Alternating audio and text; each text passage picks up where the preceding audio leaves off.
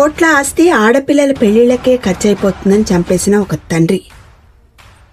పెళ్లి ఖర్చులు, కట్నం కింద తన ఆస్తి అంతా ఇద్దరు ఆడపిల్లలకే పోతుందని 5 ఏళ్లలోపు వయసున్న కవల పిల్లలను వ్యవసాయ బావిలో తోసేసి హత్య చేసిన ఘటనలో కన్న తండ్రితో పాటు ఆయనకు సహకరించిన మరో 3 కుటుంబ సభ్యులను అరెస్టు చేసి రిమాండ్కు తరలించినట్లు కరీంనగర్ పోలీసులు వెల్లడించారు. ఉన్న ఆస్తి అంతా ఆడపిల్లలకే పోతే తిరిగి అంత ఆస్తి అంటే దాదాపు 2 కోట్ల ఆస్తి సంపాదించడం కష్టం అని భావించి పథకం ప్రకారం కవల పిల్లల హత్యలు జరిగాయని కరీంనగర్ పోలీస్ కమిషనర్ గౌసాలం తెలిపారు. అసలు ఏం జరిగింది?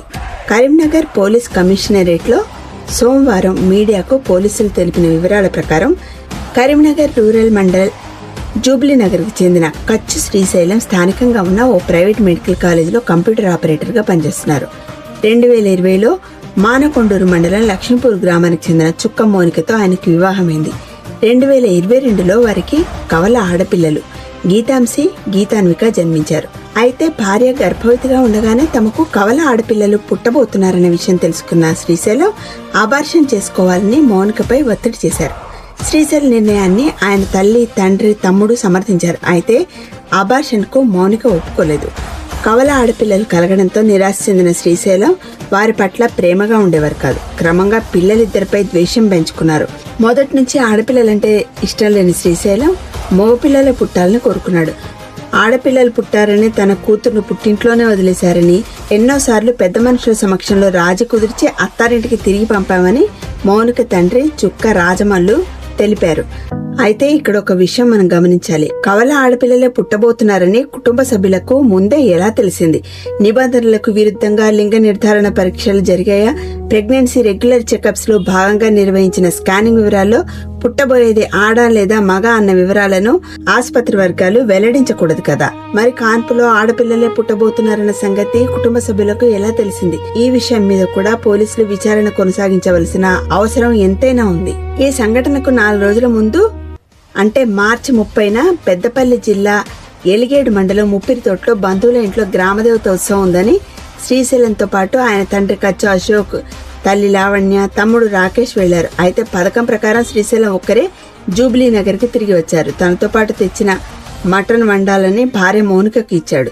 పిల్లలిద్దరూ అల్లరి చేస్తూ వంట పని చేయనివారని, తనతో పొలం వద్దకు తీసుకెళ్తున్నానని, అరగంట తర్వాత పొలానికి రావాలని ఆమెకు చెప్పాడు. మధ్యాహ్నం పూట చుట్టుపక్కల పొలాల్లో రైతులు ఎవరూ లేరని గమనించిన శ్రీశైలం కూతుళ్ళిద్దరిని వ్యవసాయ బావిలోకి తోసేశాడు. కవలల్లో ఒకరైన గీతాన్విక నీటిలో ఊపిరాడక చనిపోయింది.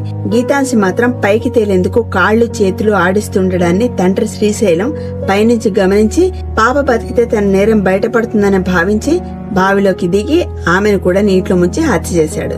ఆ తర్వాత ఎవరికి అనుమానం రాకుండా ఉండేందుకు గీతాన్విక మృతదేహంతో పాటు బావిలోని మోటార్ పైపుని పట్టుకొని అరుస్తుంటే చుట్టుపక్కల రైతులతో పాటు అప్పటికే అక్కడికి వస్తున్న ఆయన భార్య మౌనిక బావి దగ్గరకు వెళ్లారు. తాళ సాయంతో గ్రామస్తులు ఇద్దరిని పైకి తీసుకొచ్చారు. మరో పాప ఆచూకీ ఎక్కడా అని ఆరాధిస్తే తనకు తెలియదని, పొలంలో గడ్డి కోసుకొని తిరిగి వచ్చేసరికి పిల్లలు కనిపించలేదనే అనుమానంతో బావిలో చూస్తే గీతానుక నీటిపై తేలుతూ కనిపిస్తుందని శ్రీశైలం సమాధానం ఇచ్చాడు. ఆ సమయంలో శ్రీశైలం ప్రవర్తనపై అనుమానంతో గ్రామస్తులు ఆయనపై దాడి చేశారు.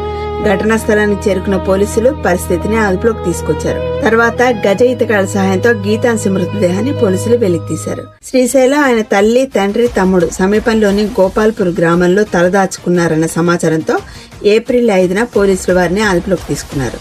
విచారణలో నిందితులు నేరం ఒప్పుకున్నారు. వారిని రిమాండ్కు తరలించారని పోలీసులు తెలిపారు. ఆడపిల్ల పాపం కాదు, ఆమె ఒక జీవితం.